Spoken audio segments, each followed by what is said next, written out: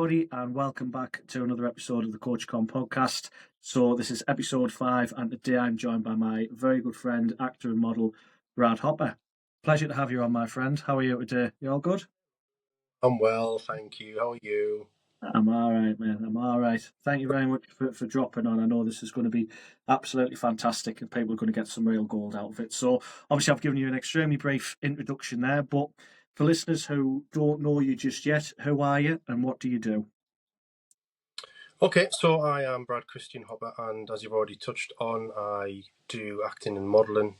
Not just, I kind of like to see myself more of it as an overall artist than limiting myself. At the same time, I do health coaching.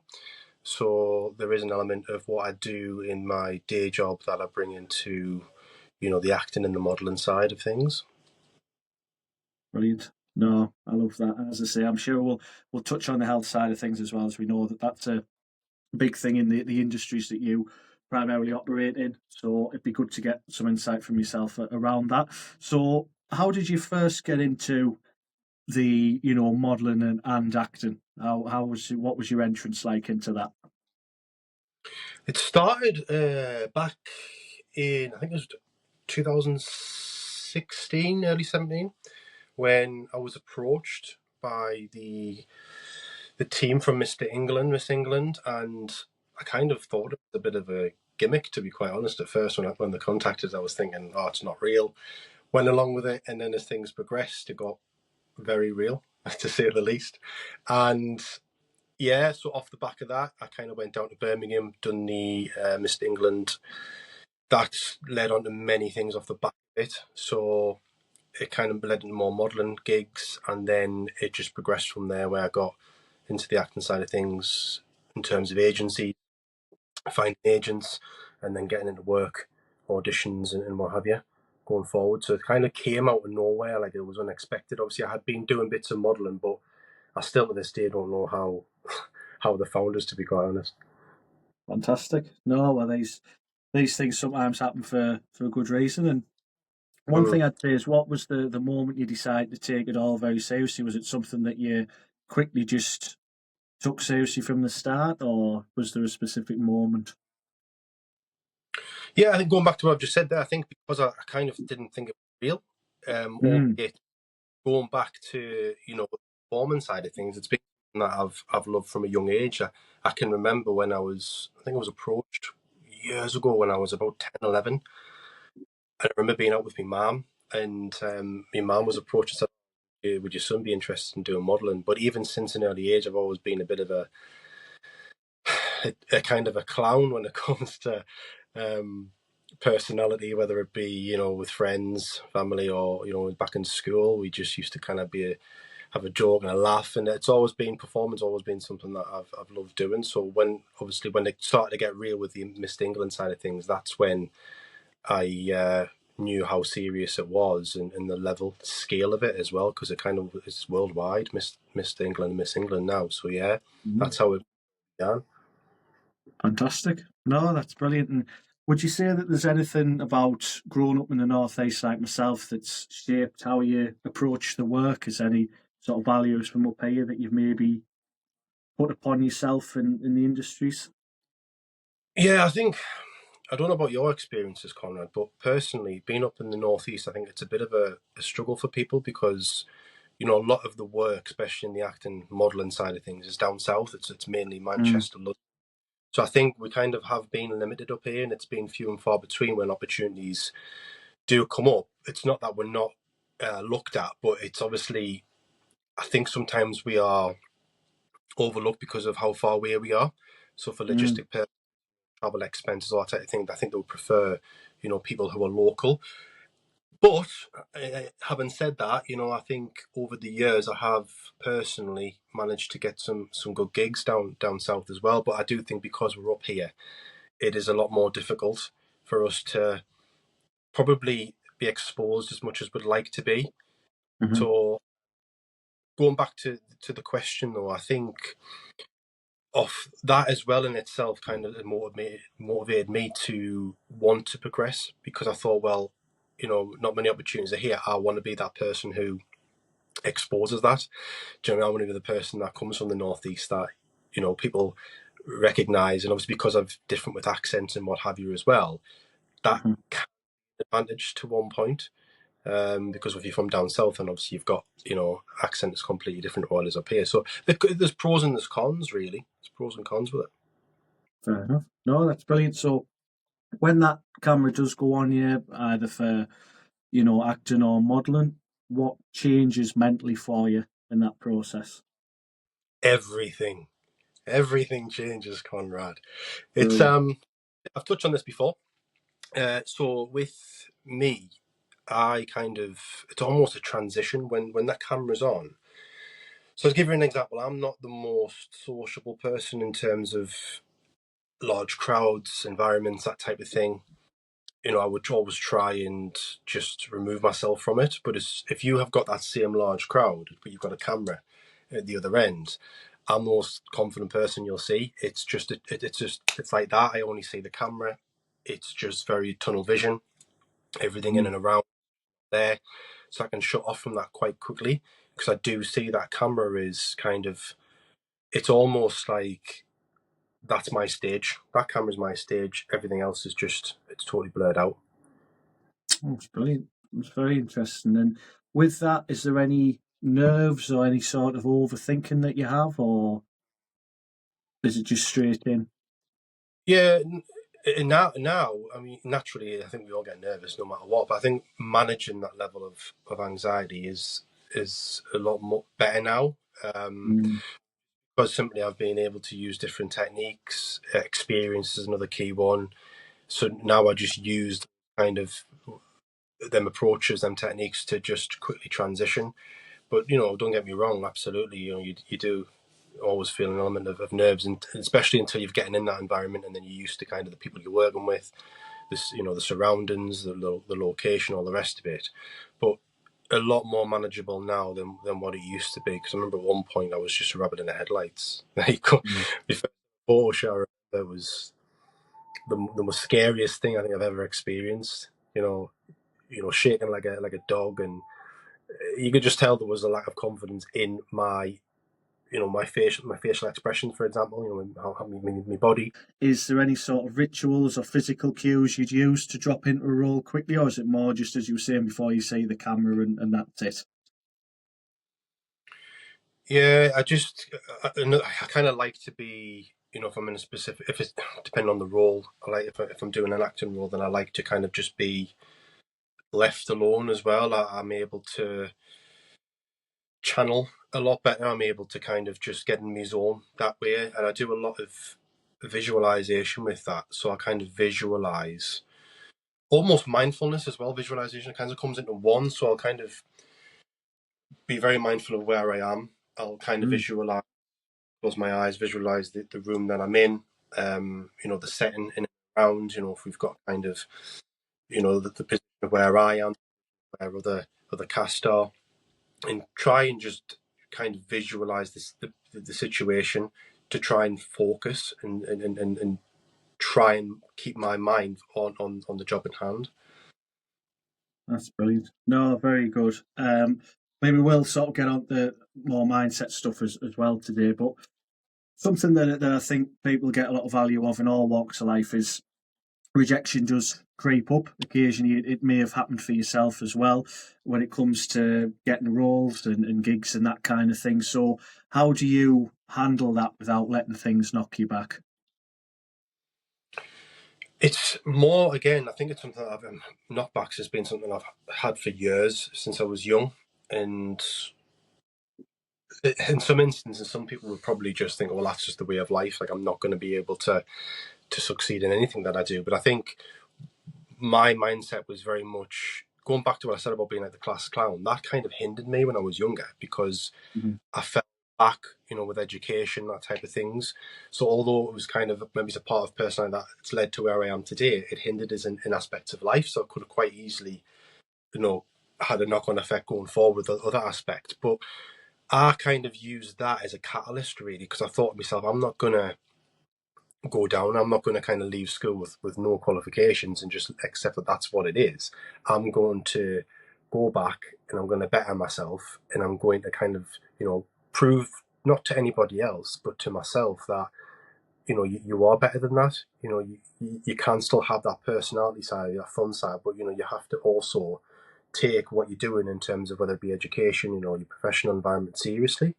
So in terms of the knockbacks, yeah, it's something that I've had, but I just think of it as, for example, if I was, auditioning for a role, and I didn't get it, I look at it and think, you weren't right for that particular role. The audition might have been good, but that's just not what they were looking for in particular. So you've just got to accept that. And I think what will be in life will be, if you're meant to fit a role, your audition will work. You will get that role, and that's that. You've just got to keep moving forward. The second that you absorb that negative energy, you're gonna constantly probably feel what you try and do going forward when it comes to other auditions, because you're going to doubt yourself. You've just got to accept it is what it is, move on to the next one. That's it.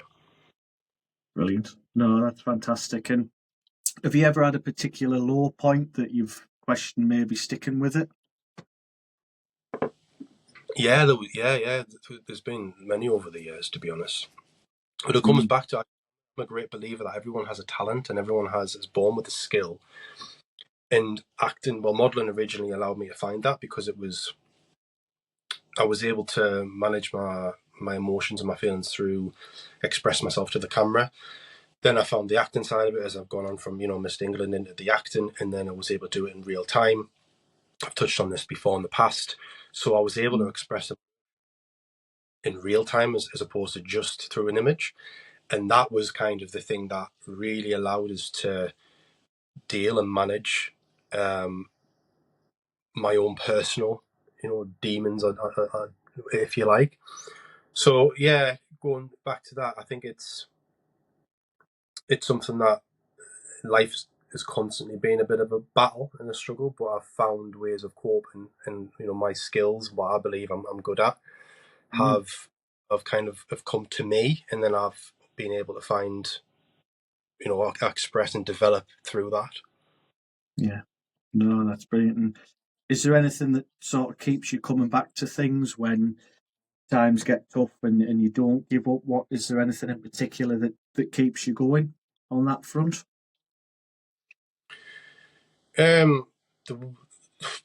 Yeah, I mean, the love and passion that I have for the industry.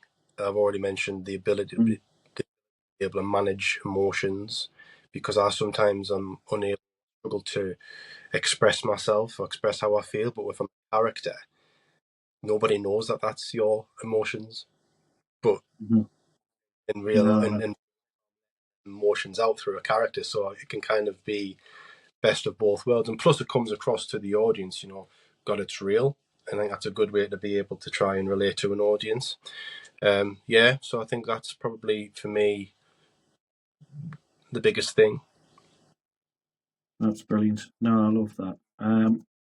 So you mentioned as well, obviously, you're a health coach. You work with a lot of different people on that front. For you, physically yourself, have you felt any pressures to look a certain way for, the acting, modelling side of things, industry demands? Yeah, for me, in the health coach role, again, it's something that you'll probably be very, very aware of. I think, you are a role model. You have to see yourself as what you expect other people to walk in particular in the health coach role. What did they want to see? So if you're giving advice to someone, supporting someone in any aspect, are you a role model to that person that they want to be able to see? So that's a big thing for me, is being a role model, keeping myself, physically fit is another thing, in good condition. Mentally as well, it comes apart where if you're sitting in front of someone who, is struggling with their mental health, you have to try and use your experiences and my experiences with mental health, academically, personally. I'm able to kind of give back. So massive part of my job that I do also comes into my, the acting and the modelling. The discipline side of things is huge. At the same time as well, sometimes I'll, see a patient, and you're also learning all the time. So Yeah. you challenge from a patient that comes through and you're like, oh, I've not experienced this before. I love that because I want that challenge as well. This is not a challenge for them. It's a challenge for me because that's what the job's about. You're learning all of the time. Whether it could be something that, they propose to you. It could be a question that you're not quite 100% sure on. I'll go away and I'll study it. I'll get, the right information that I need to then, obviously, if anyone asks it in the future, I can feed that back. So yeah, it's, there's many aspects of the job role that I bring into everyday life, to be quite honest with you. Brilliant. No, very good. And yourself, obviously, we know sometimes roles can just come up at the last minute or things like that. So how do you stay ready without burning yourself out? How do you keep ready at all times for these things? Good question. Again, it comes back to that discipline. So I think you've got to be ready for any aspect of life. If you're going to take your profession seriously, and that's a big part of it as well, which I do in terms of, my day job, in terms of the acting and the modelling, you have to be ready, disciplined in terms of, are you getting enough sleep at night? That's a key one for me. Your nutrition is another massive one because I'm a great believer in your nutrition and your health. It's something that's becoming more and more apparent now than ever before. My physical condition's another one. So I think if you can look after yourself the best possible way, mentally as well, I do a lot of meditation. I do a lot of, like I've already touched on, CBT. So it's something that has helped me a lot over the years when I studied sports psychology at uni. So I use a lot of these things because it's actually getting us to where I am today, and it's worked. So yeah, all of the time, constantly on it. That's brilliant. No, that's very good. And obviously, the mental health side of things we'll come on to as well. But have you found that playing different roles has ever sort of messed with your own sense of self, being deeply engrossed in something? Yeah, so I done a role a good number of years ago, and it's one that I wrote myself. And what it was is because we had a lot of problems in terms of personnel, getting people together on the same dates. We weren't able to film kind of how we'd want to do it. So I'd say in the period of 2, whatever it was. So we had weeks in between where we weren't filming. So for me, if you finish a certain scene and know that, I'm not going to get into another scene until a week later, I've constantly in my to kind of try and be that character. So every day I'm getting up and getting on with my normal daily chores, but I'm kind of in my head, I'm like, verbally I'm speaking out that character. I'm being that character. So an element that did take over. And I think sometimes as well, when you've been filming for that long, when you finish filming, it's hard to sometimes get out of that mindset initially because you've been in it for so long. So yeah, there is a touch of that, and I think there was a couple. I think Joaquin Phoenix was one when he done. I think it was it when he done Joker. I think he touched on how much he struggled post production. So because he was still that character, he was in that mindset, and I think there's an example there. I mean, obviously, the production that we were doing wasn't that long, but it just goes to show, even if you're doing, say, production for 4 weeks, how much you can kind of ingrain in your mind and you become it. So, yeah, that's one of the key ones. Brilliant. No, and we mentioned resetting as well after these kinds of things. So how do you reset after, say, intense characters and that kind of thing? That's another really good question. That's a tough one for me, actually, because I really struggle with, I get a huge come down after, especially for that amount of time. So you kind of go from this high, and not only the high, it comes, the mindset of the character, you're learning lines, the people that you're around, the kind of rehearsal sometimes on set, performing, the kind of doing the same take over and over again. It's become subconscious, it's just there. So for me, the come downs have always been quite a difficult thing to manage. So kind of more just a lot of alone time, because I find if I've been around a lot of people, so I need to kind of channel things. I need to be able to kind of sit and reflect. I need to be able to listen to my own inner voice, and just to try and use again the techniques that I've used to just try and home myself, which is that mindfulness thing again, which I touch upon, because sometimes it's easy for your mind just to kind of escalate and be somewhere that it doesn't exist.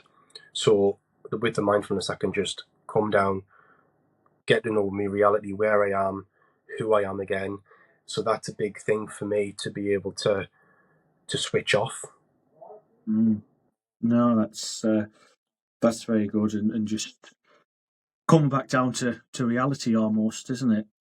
It is, and that's fact, because really when you're performing, it's not real. You're just a character in a Yeah, different environment. certainly. And would you have any advice for listeners who feel like they're perhaps performing different versions of themselves in work versus sort of general day-to-day life? Feel like they're putting a bit of a front on? I think that comes back to, I think that's normal. I think everyone's done that in life, whether they were younger or the older. And I think that comes back to just people maybe finding themselves. It could be to do with, the people that you're surrounded by. Are you able to feel like you can be yourself around these people? Why do you question yourself sometimes? Why do you feel like you have to be or put on an act? Sometimes I think if I feel that way, I've got to question, well, I don't want to feel like I've got to be that way. I want to be me, and I want to be accepted for me. So sometimes address the people that you surround yourself with. That's a big thing. And I think, again, you've got to question maybe why. Find out the root cause of why you feel like you have to be different around other people or in different environments than you do when you're by yourself, or if you feel like you're not quite yourself around others. No, certainly. So I always like to try and give people some actionable steps on the back of these podcasts with the folks that I get on. And I'm sure we can get some great bits for yourself. So do you have any practical things that anyone can do to build, say, more presence, even in a room or on a camera, to feel a little bit more confident about themselves? Yeah, one of the biggest things I ever learned was, even when you don't feel confident, act confident. And I think that until you've tried it, you won't realize the power that you have. So there's been times when I've been, maybe auditioning for a role or being out and about, and I felt, for example, if I've been on I don't know, it could be a night out somewhere, and I'm in around a lot of people, I'm not the most confident person. I don't feel comfortable in them environments. I don't feel confident. So what I've had to do is just act like I'm confident, and that has really helped me manage that situation, even though I might not feel it. If you act it, also it shows to other people as well that you've got that element of confidence. So that's one thing. When it comes back to the acting side of it, it's if it was, say, for an audition again, it just, before you do the audition, repetition. So if you've got a particular line or a couple of lines that you have to do for this audition tape, just repeat it over and over again. Keep practicing, do it in the mirror, record on your phone, watch yourself back. It's a great way for you to be able to say, am I doing something? For example, there's a common thing that I used to do. So when I was doing auditions, I often found that I would kind of move my hands like this, and it was a similar thing all again. So being able to watch it back allowed me to go, I've noticed that, okay, well, I'm going to do it, and I'm going to make sure I'm a bit more kind of focused on not doing that. And the other thing is, when you're doing audition tapes in particular, just be diverse with them. So do it one way and then do it another way. So it could be something like a different accent. It could be, a kind of a different aura about that person, have a different type of energy. Do it different ways until you find the way that is comfortable, that you look and you actually, I like that. Because you never know what that, the casting director is looking for.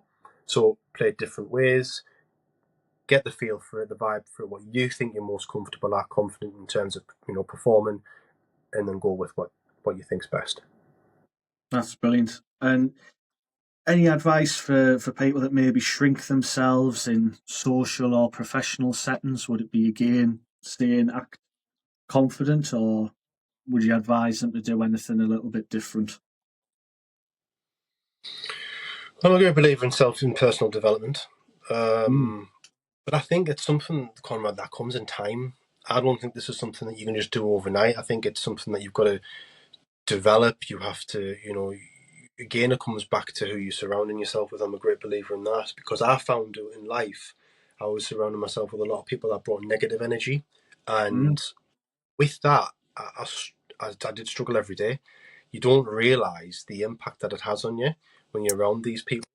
So I was once a victim of that, and then when I changed the environment, the people, maybe group size went from quite a large number to a very small, and it managing life was just so much easier.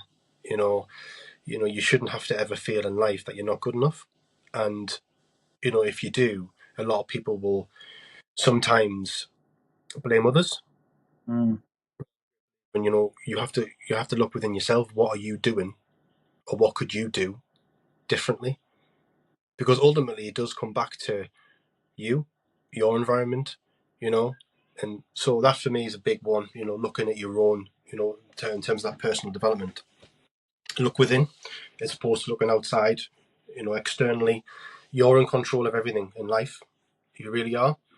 It's finding as opposed to seeking Yeah. or No, that's blaming. great. Yeah. No, very good. And on the health fitness side of things, which I know you've got experience and knowledge in, what would you advise to someone maybe just starting out? Say, I mean, perhaps they're starting on a fat loss journey, something like that. We tend to hear a lot about this calories in versus calories out, that kind of thing. But do you have anything sort of specific that you would advise for maybe someone looking to get in better shape and lose weight? Another good question.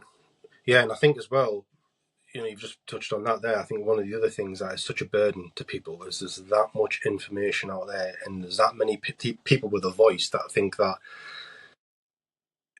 their way is the right way, and it can be very overwhelming for people. Yeah, I've had it before. I have it quite often. Actually, I'll go, well, I've heard this, I've heard that, and I'm just thinking, and I get it. And actually, I don't know about you and your job, but it makes sometimes my job harder because you've got to then yeah. You're try trying to and break the beliefs first. yeah, Yeah.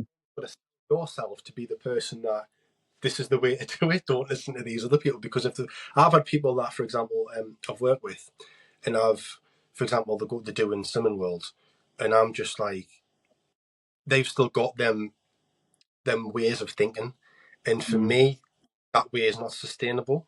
That's just my personal opinion. So it's about probably keeping it. I would try and keep it as basic as you can. Do you know, as I still train today when I go in the gym, like I did, when I was 20, 15 years ago. I just Mm. keep, and then training's evolved massively since then. So again, it's when you go on social media, on YouTube, and I've got like, you see people doing ab work on a treadmill, and I'm just like, what? So I just think keep it basic in terms of your training, and weight loss and weight gain. I don't know how you feel about this, unless Mm. there's a medical condition, is very straightforward.